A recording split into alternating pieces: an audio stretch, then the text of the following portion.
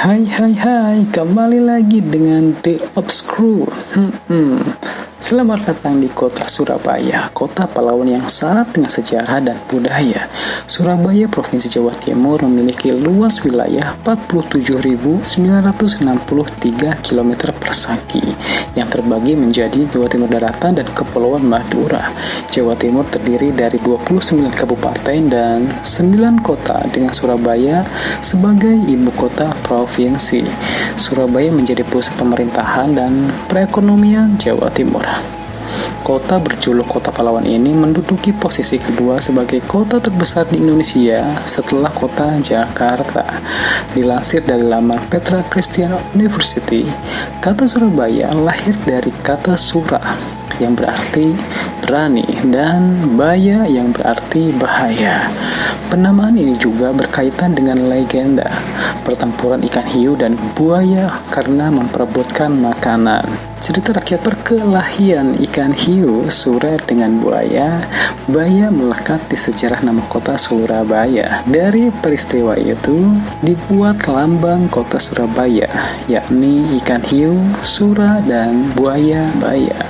Pendapat lain mengatakan asal-usul nama Surabaya dari kata sura dan baya. Sura berarti jaya atau selamat dan baya berarti bahaya, sehingga Surabaya artinya selamat menghadapi bahaya. Laman resmi Surabaya menyebutkan julukan kota pahlawan berawal dari peristiwa pertempuran Raden Wijaya dan pasukan Mongol pimpinan Kubilai Khan pada 1293. Pertempuran ini kemudian ditetapkan sebagai hari berdirinya kota Surabaya 31 Mei. Sebutan kota pahlawan disematkan kepada kota Surabaya sebagai pengingat perjuangan para pahlawan dalam pertempuran 10 November 1945, yaitu momen di mana arek-arek Surabaya mulai bergairah dengan melawan penjajah seusai orasi Bung Tomo. Pertempuran tersebut banyak memakan korban jiwa. Perjuangan itulah yang menjadikan Surabaya sebagai kota pahlawan. Selain itu, 10 November juga ditetapkan sebagai Hari Pahlawan.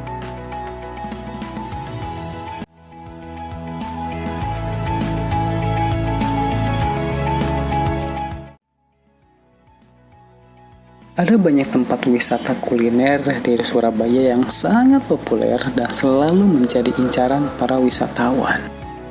Selain rasanya yang enak, berbagai makanan yang dijual pun dibanderol dengan harga yang sangat terjangkau sehingga sangat cocok untuk para wisatawan yang ingin tetap menghemat budget saat berkunjung ke Surabaya.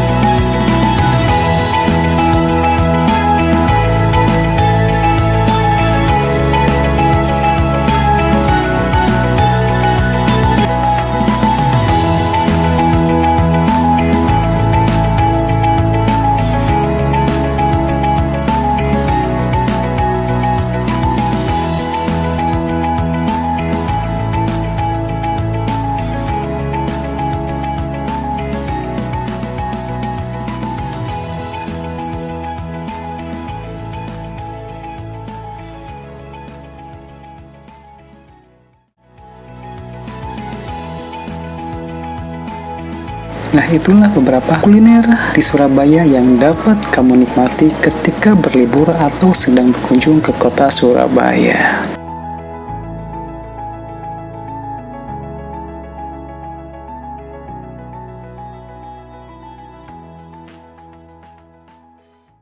Kota Lama Surabaya adalah warisan sejarah dengan daya tarik arsitektur bangunan kolonial yang megah, jalan-jalan yang syarat sejarah dan suasana nostalgia yang kental. Berpusat di Jalan Raja Wali gugusan Bangun Cagar, budaya dalam kawasan tersebut merekam sejarah panjang berkembangnya Surabaya sebagai kota sejak abad ke-17. Kawasan Kota Lama Surabaya dibagi menjadi 4 zona: zona Eropa, zona pecinan, zona Arab, dan zona Melayu.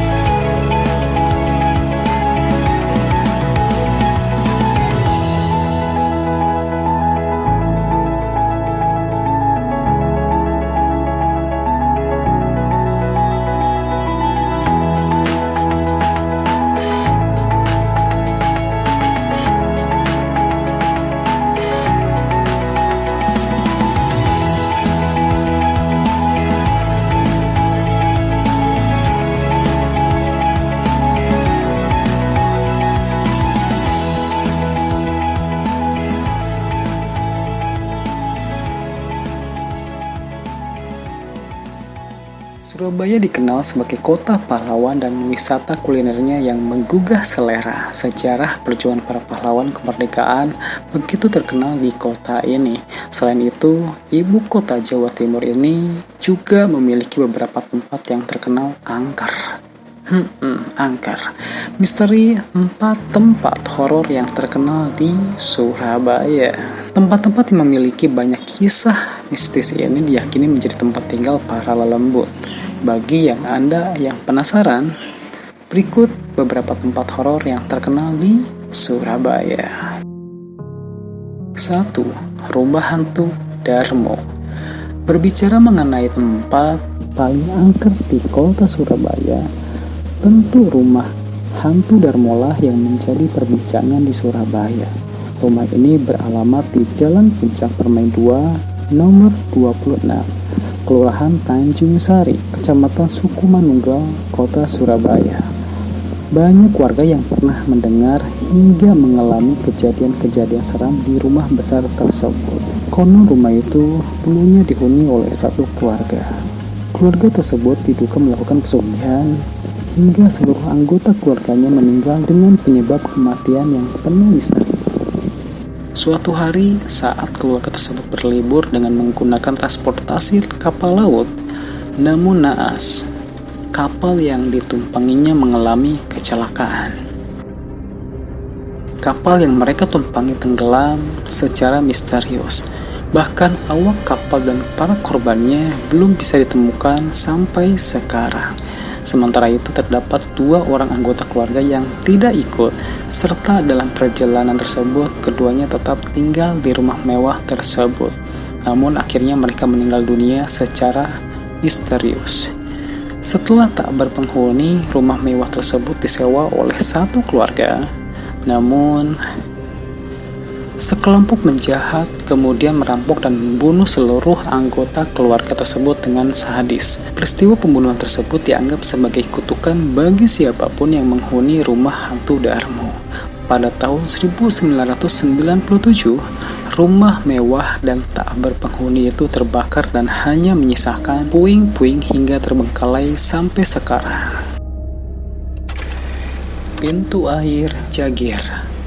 Terdapat kawasan yang terbilang sangat angker di kawasan Surabaya, sebuah sungai yang bernama Kali Jagir. Kawasan ini menjadi terkenal angker karena banyak sekali menelan korban jiwa. Setiap saat selalu ada orang yang tewas tenggelam di Kali Jagir. Konon katanya para korban yang tewas tenggelam ini memang menjadi tumbal bagi penghuni gaib di wilayah kali tersebut. Kali Jagir merupakan terusan dari aliran Sungai Mas, yakni sungai buatan pada zaman kolonial Belanda yang mengalir ke arah timur. Sebelum kawasan ini diubah menjadi sungai buatan oleh Belanda, daerah Jager ini adalah kawasan yang banyak dihuni oleh siluman. Siluman yang diduga menghuni kawasan ini adalah buaya putih atau biasa disebut boyo putih oleh masyarakat sekitar. Para korban yang tewas tercebur di Kali Jageri bisa dipastikan ditemukan dalam kondisi yang mengenaskan. Namun, berbeda jika korban tersebut segera mendapat pertolongan. Konon pertolongan tersebut bukan datang dari sembarang orang, tetapi hanya orang-orang pilihan yang dapat melakukannya. Hal ini dikarenakan kebanyakan masyarakat sekitar tidak berani untuk menolong korban tenggelam, karena justru banyak penolong yang ikut menjadi korban di Kali Jagir ini.